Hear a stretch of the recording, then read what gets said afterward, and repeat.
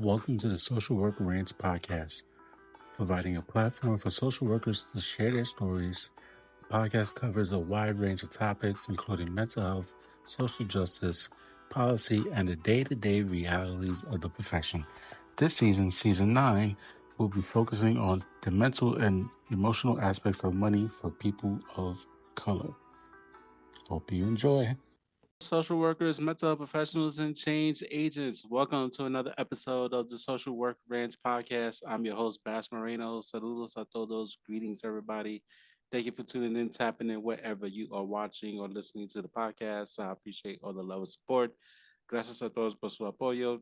Shout out to everybody that's been following on the podcast. Follow the podcast on social media outlets on Instagram at the Social Work Rants podcast. That is all one word.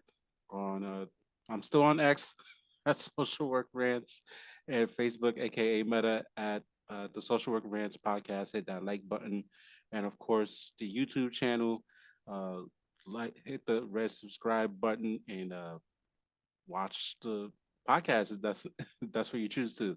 And of course, however you listen to podcasts, like, share, subscribe, download episodes, however you listen to podcasts. So this podcast is sponsored by Bass Moreno Consulting, providing financial education for people of color in the sandwich generation. If you are 17, if you have a child 17 years and younger and taking care of an older adult simultaneously, guess what? You are a member of the sandwich generation, and I'm offering a 25-minute free 25-minute consultation to talk about mental health and finances. And I'm also looking to do more speaking engagements or any non-profits or for-profit different companies looking for speakers.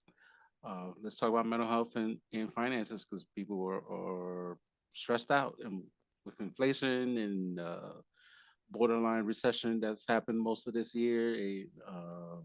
Yeah, let's talk about how your mental health is affecting your finances and vice versa. So go to bashmorenoconsulting.com for more information. Get on the email list, and yeah, let's move right along.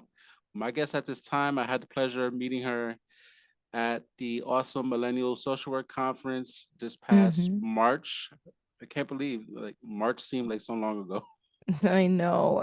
Feels like so long ago, and maybe not even. Oh, the time just melts. Yeah, exactly. Sandra Crespo, how you doing? Good, I'm good. Thank you for having me. Thank you. No, I'm doing well. good. I'm glad you're doing well. Let's get right into it. For those who don't know who you are and what you do in the space, tell a little bit about yourself. Sure. So, yes, thank you for having me. It is towards the end of a very, very busy day, and I'm glad we're wrapping it up this way. But I am Sandra. I'm Sandra Crespo. I am a Latina from Puerto Rico living in DC, and I am indeed a social worker that I love and have an amazing privilege to work within this profession and with many who share this profession with me. I like to think of myself as a neurospicy social worker. Um, because a lot of the work that I do, a lot of the work in my doctorate program focuses around neurodivergency and working with adults who either have a recent diagnosis of ADHD or have dealt with ADHD their whole life. So I focus a lot on that. And so that's kind of how I refer myself. But I am a clinic director for my main job because as a lot of us in the profession do a million different things, right? But my main job is clinic director at Columbia Associates in Psychiatry. So it's part of Transformations Care Network, and that's in the DMV region. So my office is up in Bethesda, Maryland. And so I've been here for nearly 2 years. I've had the privilege of leading this thriving multidisciplinary practice. And it's been, dedicated to delivering a lot of different services that we'll get into, a lot of innovative healthcare that I like to really brag about. We do a lot of good work here. But, let's get into it. That's who I am. Um, Awesome. yeah. Um, every time you mention DC, every time I go to DC, there's always a new skyscraper building. There's always like extra gentrification There's that's always something going popping on. up. You're not lying. I mean, the DC itself has changed a lot. I've been in DC for about 8 years now, and I'm originally from Boston. And that city itself has also changed a lot. But I mean, just like most metro cities, you're going to get a lot of boom. But DC is definitely up and coming. There's a lot going on. You'll find anything to do in regards to anything. If you like something, you'll find it, I'm sure. No, yeah, it does have that bustling like Mm-hmm.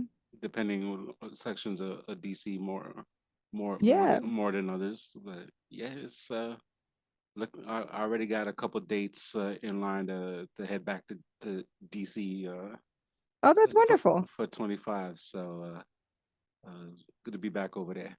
Yeah, that would be great. Um, so what what are some of the innovative stuff that you guys are doing with your practice? I know mentioned some of the stuff online. I never heard of it. I'm sure a lot of people may have not have heard of it. So tell the listeners a little bit about that.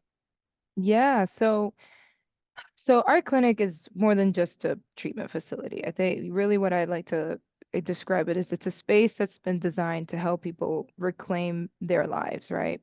We offer therapy, we offer medication management, and we offer transcranial magnetic stimulation, which is TMS, and Spravato, which is our brand that we use for ketamine for treatment resistant depression. And so those are two very different types of services that we offer in our office. And I'd love to talk a little bit more about the TMS. So TMS actually hasn't, it's not brand new. It's been around for quite some time, but it is just now, I guess, in the social work profession, maybe coming to light and having a little bit more buzz around the word. But TMS really is a non-invasive and uses target, it's a non-invasive procedure and it uses targeted magnetic pulses to stimulate areas of the brain associated with mood regulation. So almost think of it as you're sitting in this chair and there is somewhat of like a helmet kind of looking thing, and it's pulsing, it's stimulating those areas of the brain. Now, the studies in this realm are incredible. So 70% of individuals with major depressive disorder who try TMS experience significant reduction in symptoms, and nearly 50% of them achieve full remission. Now, this is very specific for our MDD and GAD patients, and so major depressive disorder, treatment-resistant depression, and general anxiety disorder. We do also treat OCD patients with this. And so those three are what we target for TMS and will be an eligible client for TMS, an ideal client. The TMS is more a medical procedure. It's not a social work led initiative nor procedure, very much handled by psychiatrists, very much handled by medical providers. Um, but it is something that we have noticed that works when in tandem with therapy and also with TMS. And same thing when I get into Spravato, when we look at working with these two services collaboratively, we see a heck of a lot more results and people feeling a lot better sooner than if they're just doing these things in silos or just on their own.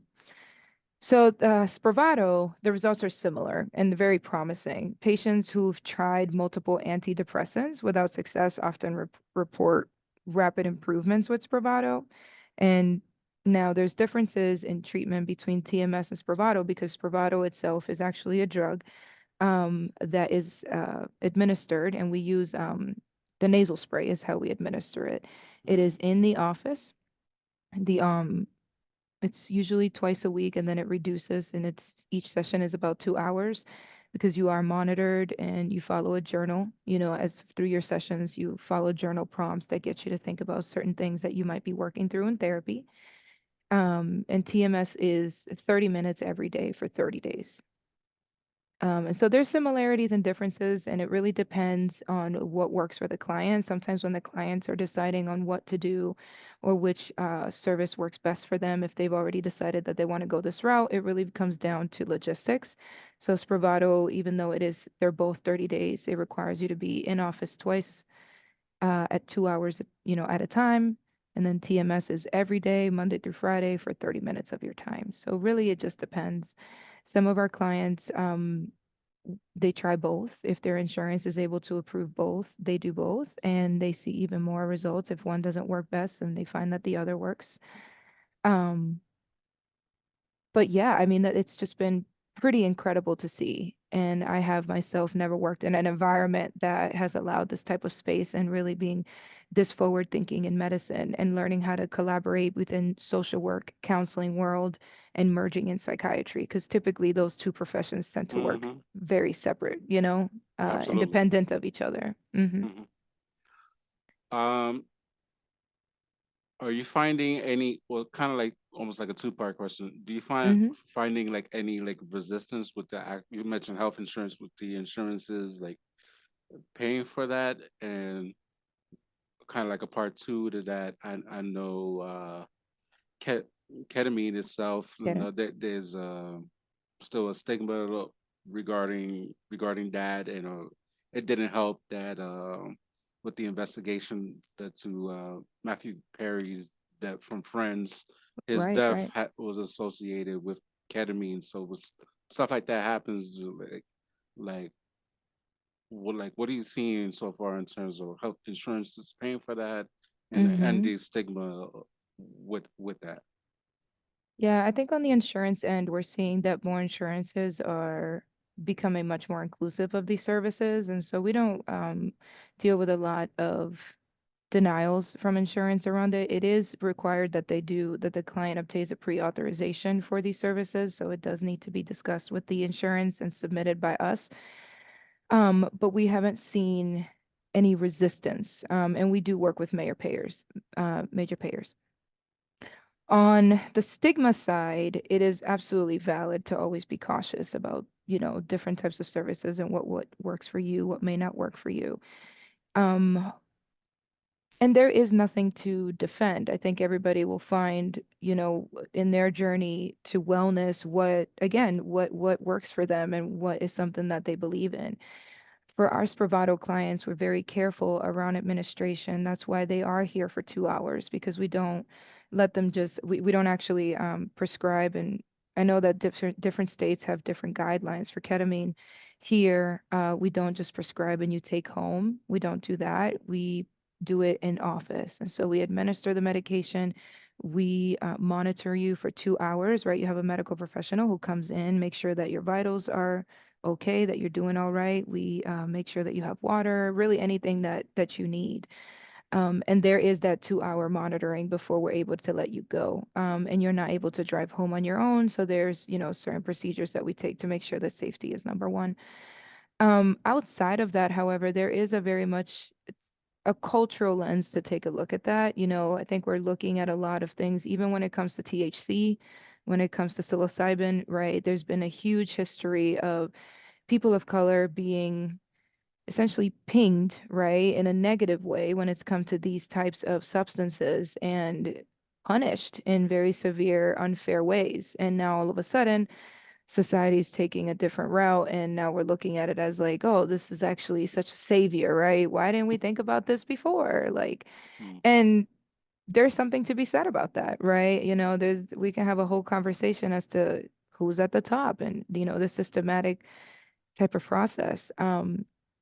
So when I talk to our clients, and one of the things that I have seen is that our clients and people of color and identify as such, they have a lot more questions, and rightfully so. They're not as immediately, uh, what I would say, like okay and gun ho about it. They're mm, very mm, hesitant. mm, They have a lot more to bring to the table in regards to questions and thoughts and concerns. And so we allow for that. We allow for that space for them to really talk to a provider. If they want to talk to a provider that looks like them, then we have that, make sure that they're getting information from people that they trust, and for whatever reason. But it's not something that we deny, and it's certainly not something that I try to convince of, right? So if a client is absolutely uncomfortable and they have their reasons as to why they don't want to do this, we do not pressure a client to do something they're not comfortable with, right? Because I'm never going to not me alone, but our providers here. we're not going to convince a client or push a service on a client that they are not themselves willing to partake in. Um, so it's really just honoring those concerns and mediating those concerns and giving clarity and knowledge around those concerns and allowing the client to make their own decision as informed as they can. Well, that's cool. Are do you guys have any like initial like discussions And regarding kind of eight? like what the process looks like. Yeah. Let's talk about that. But actually, yeah, let's talk about that for a bit. I did have a question about the thoughts regarding like the upcoming administration coming in, and in terms of like he already talking about gutting Affordable Care Act in terms of Mm-hmm. insurance and like whether like you said you guys take all payers. You anticipate any sort of like cuts in terms of like services and being they all of them are old school. Be like, what the heck? This something I can't anticipate like some pushback from the feds Yeah, yeah. trickling down. I hear what you're saying. I mean, I think concerns and anticipations about health insurance are usually often intensified during discussions of like policy changes, right? Mm, So when, we talk about the incoming administration, one of the things that we worry about is the repeal of the ACA. I mm, think that's one of the biggest things and the biggest concerns that we have, which would cause a lot of, loss of coverage for millions, and the potential to have the pre-existing conditions exclusions come back, right? That's a huge deal. Um, our clinic does not take Medicaid, but we do take Medicare. And so we are working towards Medicaid and being able to take Medicaid clients. And so, you know, understanding the lay of the land as it comes to dealing with Medicaid and just how enormous of a challenge that is, I think it's something to consider, right? mm-hmm. It's a worry that proposals to change Medicaid into a block grant or like cap funding programs where, like the state governments are going to be worried about that low income individuals are going to be affected by that. And this could also lead to reduced benefits, right? And obviously a much more stricter eligibility criteria for those Medicaid clients. And so that affects us directly as we are moving towards working with Medicaid and accepting Medicaid. So that is a huge uphill battle for us now. But that certainly is a 2025 goal for us. Um, and of course, you can think of like higher premiums, increased costs, for certain services. So I don't necessarily anticipate that these services are going to be cut, but I do anticipate that these services are going to be less covered, and so there may be much more out-of-pocket costs by the individual. Yeah. Gotcha. Mm-hmm. I know you do a lot of stuff regarding leadership development, and I know that's been a hot topic as well, just in society. And I know different politicians, especially from a local perspective, like talking about that. And Mm-hmm. what's your perspective? Like what exactly that you do in terms of like leadership development? Yeah. So I call it scaling for impact, right? From one to many. So when I first joined Columbia Associates, it was just me. And I joined just a couple of weeks before actually opening the office. Once we opened the office, we got a trickle of providers that have been waiting on the queue to make sure they stayed in within our walls. But when I started, it was like me, a vision, and like a lot of determination. Super wide-eyed. I was like, we're gonna make this the best practice ever, and it was a lot of work. And so today, I lead a team of almost 20 and all high-skilled professionals. Now, this includes medical providers, psychiatrists, and then, our therapists, our clinicians, our admin team, our administrators for TMS and Spravato that also get the training under medical professionals. So for me to see such a significant leap from one person in only really a year and a half to the team that we have now, it didn't just happen by chance, right? It required building a really strong foundation, grounded in purpose, strategy, and adaptability. I mean, building a business from the ground up is a lot of work, and things are just going to change, and you have to be okay with change. Um, One of the biggest things is performance data, right? Like leveraging our performance data, optimizing our workflows, making sure that we're working more efficiently. I know that that sounds very abstract, but when you look at data, when you allow your practice to be informed by the data, it helps. It clarifies your purpose. It's like, okay, we can actually see deficits here. What are we here? Where are we getting feedback? You know, um, one of the biggest things I would say in the success that I've had, that we have had as a team, is fostering a culture of accountability and empowerment. Like, I know it sounds super buzzy, but it's really true. Like, my team knows that they have a voice. My team knows that their ideas matter. And because this is something that we're consistently building, I always know that I'm not the smartest person in the room. I'm smart enough to know that, and I'm smart enough to pull from the strengths of my team. And I believe leadership is a partnership. I don't necessarily believe leaders need to pretend like they know it all. There's too much to know. It doesn't all fit in my head. Plus, I'm neurodivergent. I forget everything. So it's really about lifting others, right? It's making sure that they know that they have a stake in this, that their work matters, that their ideas matter, that collaborating with others actually matters. It leads to something. And so when we talk about types of leadership, when we talk about, oh, okay, well, what's your leadership philosophy and what is this? For me, really, I consider myself a transformational leader.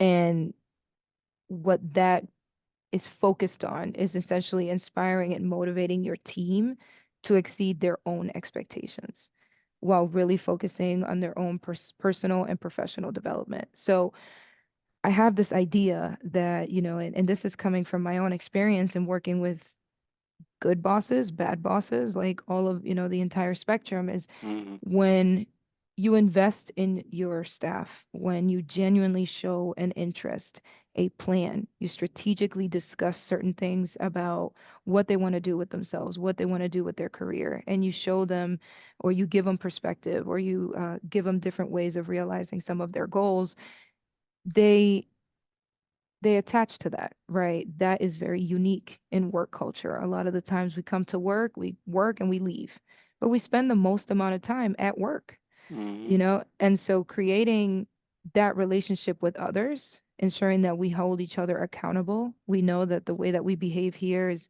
yeah, no, you're not supposed to do that. And creating that group accountability, that's big, And so I've been able to genuinely grow some of the day ones, I would call them, to what they are today.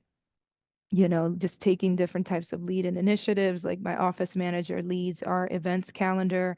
She is what we call our culture officer is what we refer to her as. And she loves it, right? She owns it. And I've never wanted to step. I said, one of the things when I was building her up and really just kind of getting to know her and seeing what she wanted to do for herself, I realize people want to be able to own their own initiatives. They want to be able to own their own projects and knowing the types of projects to assign, almost like playing chess. And Mhm. so when I realized some of her strengths really spoke about project management, I started to see a lot of that coming from her. Then I started to give her more projects that would play on those strengths. And she has excelled, right? She's done a beautiful job with the office, and continues to do so. And so little by little, one by one, I go through all my staff and try to learn them, try to get to know who they are, both as, personal and professional, and invest in them, coach, mentor, make sure that their vision is aligned with the vision, with the vision of the company. I never make sure that, I mean, I never, one of the things that I am very transparent about is when people say, oh, I'm looking for another job or I found another job and they feel bad telling you.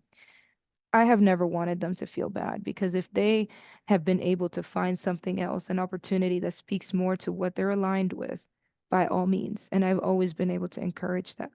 and help in any kind of way. And I think the team understanding that I have their best interests at heart and that everybody around does too, it just leads to a much more comfortable feel, a little bit of a relaxing atmosphere in the type of work that we do. I hope that makes sense. No, it does make sense. And shoot, this sounds like a good culture to be in. And I know how, there's many social workers who watch or listen to like, I can't stand where I work at or Yeah, have terrible toxic work environment. Shoot, I left a toxic work environment this year, so it's like I know what it's like. So and I'm sure a lot of people who listen or watch know that feeling too, or have been in spaces where they're like, I don't want to not looking. You like look for a new job yeah, on yeah. the on the low, and it's like I'm out. It's a real thing. I mean, it's a real thing. And I think it's such a ironic thing that in mental health, you have organizations that have toxic work culture. And it's like, well, aren't we supposed to be all about mental health? You would think the logic behind that would lead some better practices in organizations, but that's not really always the case. I think a lot of the times people really end up leaving more so their leadership structure than they do the Hmm. actual work. I really do believe that social workers are already passionate. They're already going to do the work that needs to be done. Like we know that it's difficult, whether you're macro, whether you're micro, it doesn't matter. Whether you're political, whether you're medical, geriatric, it really doesn't matter what lane it is. You're passionate about it. You're going to do it. So as a leader, for me, it's never been about getting people to do the work. It's really been about investing in that person so that they can sustain the work. It's like, I Right. know you can do it. I know you want to do it. So let's talk and discuss about different ways so you can actually sustain the passion that you have and it doesn't turn into resentment. You know, I have this thing and that I have talked about before. And when I used to work for Child Protective Services, I wrote this piece on I quit my job because I loved it, right? And I was a supervisor at the time in Massachusetts. DCF was the organization. And I had amazing leadership. I really did. And to this day, I still speak with my mentor and my leader from back then. And one of the things that I noticed as an individual, regardless of how beautiful my leadership structure was, the work itself, I was burnt. I Hmm. didn't receive enough support to be able to sustain that type of work. And I became very cold. I became detached. And the support can't just come from one person. The support has to be organizational, right? It has to be infused in policy and really figure out exactly how we can actually wrap our arms around our employees. It's not just one leader's job. Right. And so what I realized is in the position that I was in as a supervisor, I had entirely too much authority and too much say on certain decisions. Uh, that in the cases that I oversaw. Now, mind you, I wasn't the only decision maker, but I had quite the influence in the decisions that we made. And when I started to notice that I became very apathetic and disconnected, and I would have one of my workers would come and say a crazy story about what happened, and I had absolutely no reaction. In that moment, I recognized that I was burnt out. And in that position that I was in, it was actually dangerous for me Hmm. to be in that position burnt out because really the only one affected would be the client, right? Like I Right. would be making decisions that would feel disconnected and I would not be considering the implications of such decisions because I would just be like, whatever.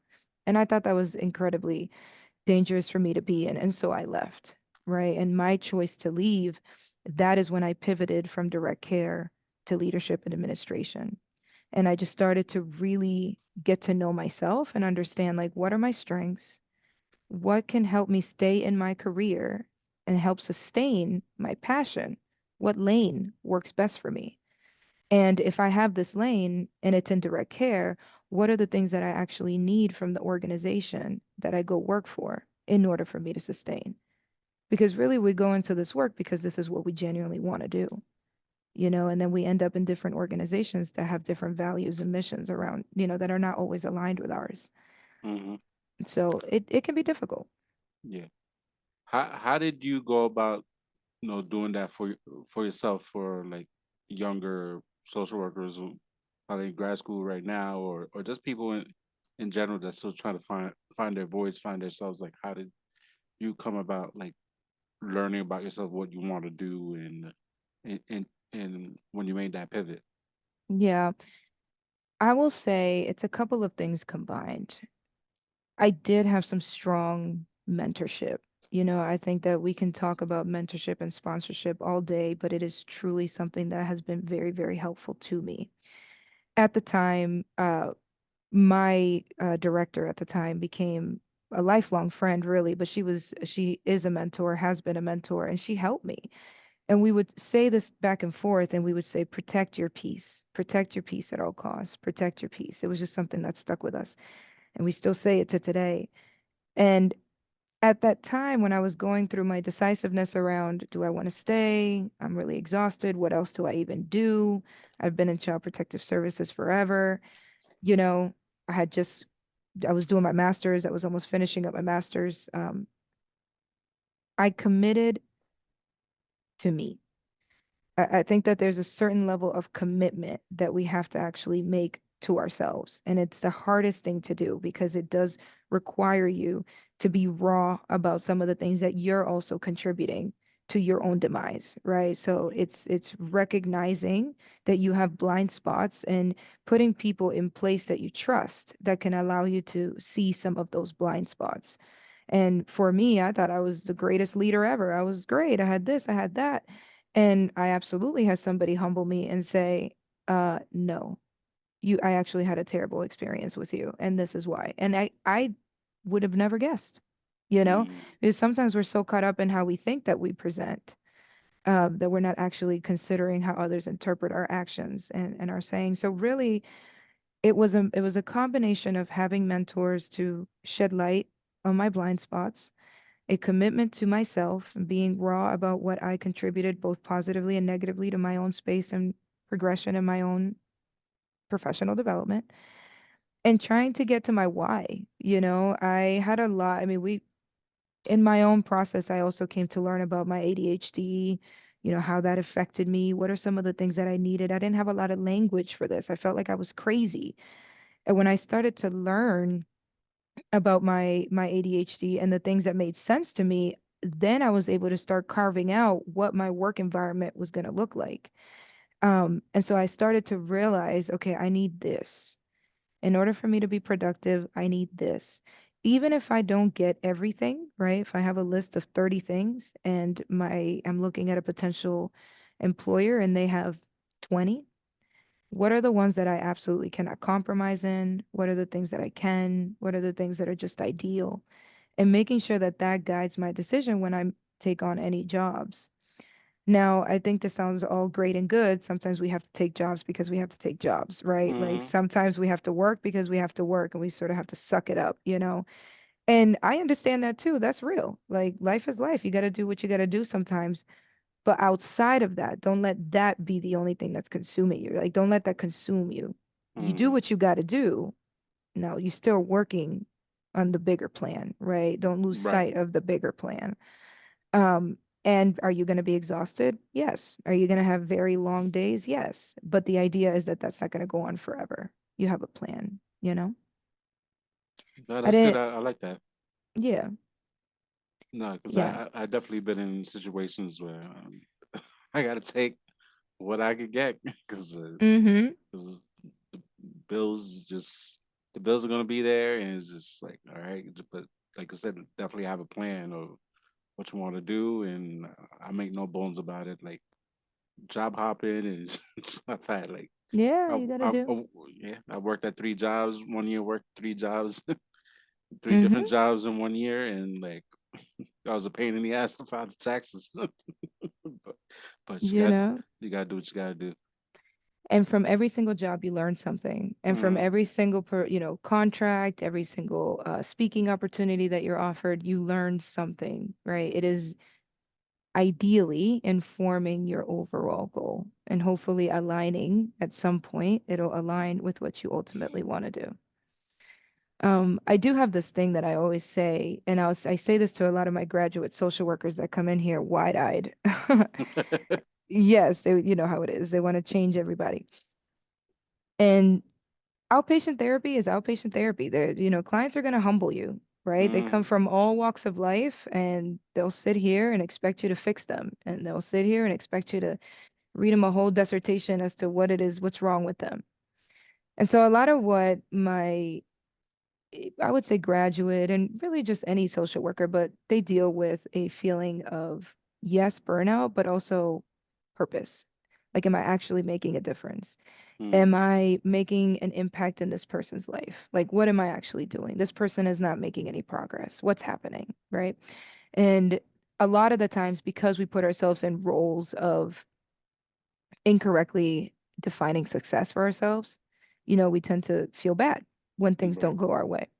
And one of the things that I always say, an analogy that I always use, is think of it as a circle of people, and somebody in that circle is offered a jar, like a mason jar. It's tightly, you have to open it. It kind of goes around, whether it goes around once, twice, everybody takes a turn at opening that jar. Eventually, at some point, somebody is going to open the jar. Now, what I say is, does the person that opened the jar, does that make the person stronger? Is that person the strongest out of the group? Is that person the most qualified? Is that person the most educated? No. It means that everybody in that circle at one point that took turns at trying to open the jar had an impact in loosening that jar. And the Mm, person that opened it would just so happen to be at the right time.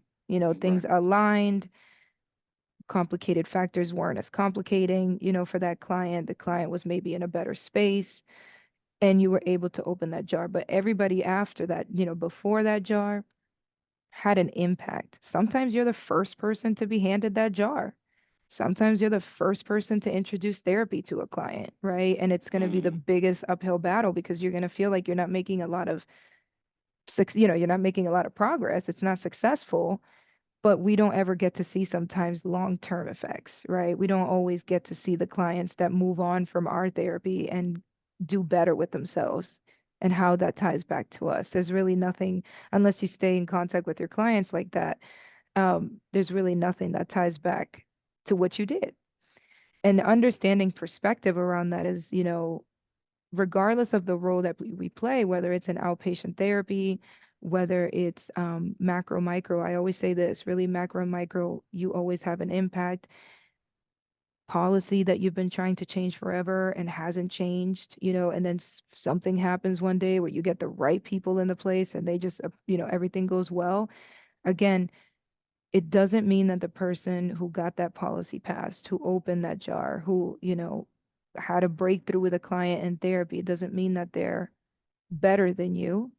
It simply means that you also had an impact in paving the way for that to actually happen, and that perspective helps because you are making an impact, you know?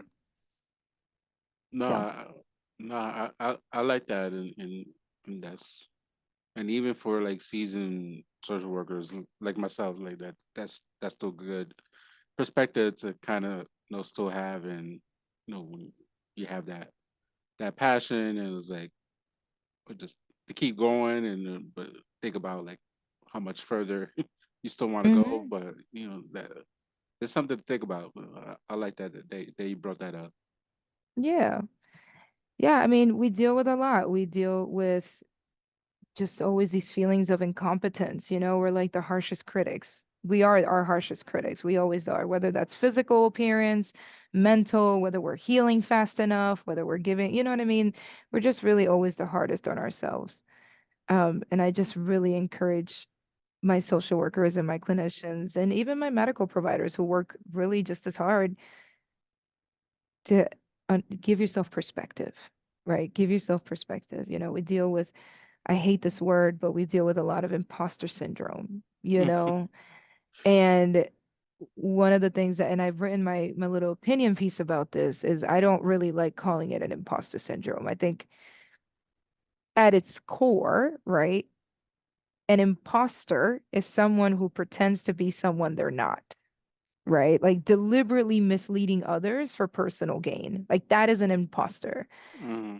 We're not imposters, right? We are who we are. We are educated. We've done the work. We know that we're standing here, but we feel slightly uncomfortable, you know? Sometimes what that I like to call it is growth challenge response. Because what Mm, imposter syndrome, what we feel when we're calling it that, is essentially a feeling of growing, a feeling of discomfort, a feeling of like, oh, I'm not 100% equipped to be here. I should be here, but like I don't know everything about the space yet. So like mm, I kind of feel uncomfortable because the expectation is that when you're entering a new space that you have to know everything about it. And that's an unrealistic expectation, right? It's absolutely. actually it's actually a welcomed feeling when you enter a new space and you feel uncomfortable, right? Understand, take a moment. We talk back to that commitment to self. It's take a moment to identify what feels uncomfortable. Is it that you don't know enough about one particular topic that we've been talking about or so, you know what I mean? Identify where the discomfort is coming from and lean into it. So if it is content, read, teach yourself, learn, ask, right? Become much more comfortable. Confidence will kill imposter syndrome, but you don't feel confident if you don't have content, if you don't have knowledge. And Mm, just begin to create a different perspective on that discomfort. Doesn't mean that you don't belong there. It means that you're being challenged to grow, right? And these are just simple indicators. And so that's why I absolutely hate this imposter syndrome like word. I hate it. It just sounds terrible.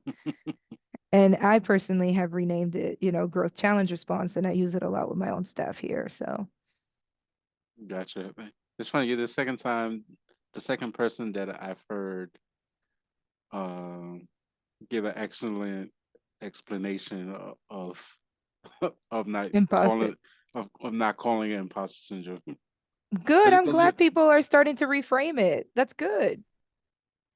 yeah, because you're right. We're not imposters. We are being ourselves. Right. Like I'm literally not putting on a disguise and saying I'm somebody that I'm not. I am showing up as myself. And are there things that I don't know? Sure. Are there things that I need to learn and quickly? Sure. I need to commit to that. I need to lean into understanding what those discomforts are. Um, but I think for me, calling it a growth challenge response, which essentially, it's challenging you to grow in a different way, it Hmm. better reflects the reality that the feeling stems from being in an unfamiliar territory, right? So it's Right. really you pushing your boundaries and acquiring new skills. And that's how you continue to grow. You keep going. You don't need to be 100, 3,000%, at qualified to be able to actually do a really good job at whatever other job you're looking at, whether it's a promotion, a lateral move, a difference in responsibilities, you'll be able to do so. You just need to, you know, discomfort is growth. I like that.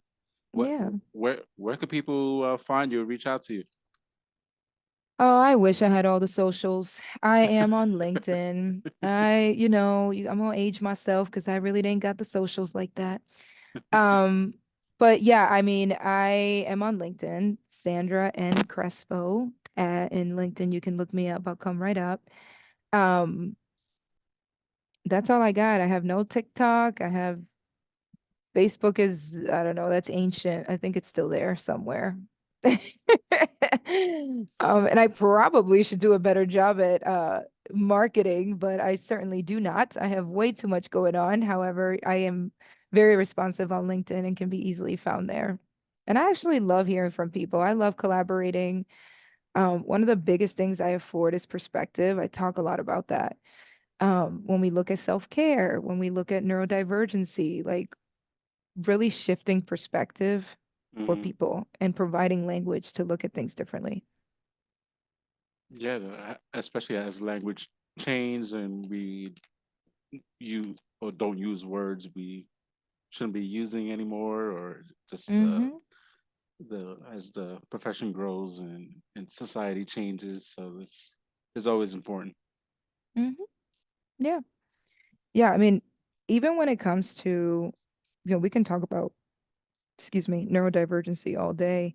But one of the biggest things that I do here in my office is to make sure that those things are very much infused in our practices. And so I have a couple of staff that either are diagnosed and have shared their diagnoses of being neurodivergent or believe themselves to be in the spectrum of such, right? And for me, one of the biggest things is not only to include them in understanding what their needs are. And so simply because I am also neurodivergent doesn't mean that I understand everybody's needs. We live and Mm, experience life differently, despite our similarities. And I bring them into the conversation. And so we have a flexible work environment. So I allow my people to have flexible work. They can do telehealth, they can be in person, but their structure is one of the biggest things that ADHDers hate is structure, but that's one of the things that they need the most, right? And mm, so it's finding a happy balance between needing and rejecting. Um, we talk about the aesthetics of the office. I mean, I can certainly describe it to you, but it is very much a full of light. It's very full of sunlight, big windows. We have light colors, anything that calms the external part of us allows our brains to calm down a bit. Chaotic thinking is also influenced by chaotic surroundings. And so things like that, infusing services, systems that are easy to follow. It's not a lot of directions. I use a lot of barcodes. And so instead of, we have a patient survey that we do every 3 months. I just have a barcode out there and I get people to just, you know what I mean? Put it on your mm. phone. There's not a lot of like talking. There's not a lot, it's just make things a lot more efficient and easier to Right. complete. And I think a lot of the times we miss very, very small ways that can help these demographics, right? And just neurodivergent or just underrepresented backgrounds in the workforce. Um, because diversity in leadership to me will drive your scaling, will drive innovation, will drive resilience. You have to be understanding and inclusive of all the differences in your team. Absolutely. Uh, Yeah. on on that note, thank you so much for an incredible conversation. Yeah. Thank you for And having me. no problem. And I'll see you soon. Yes, I'll see you soon. Thank you.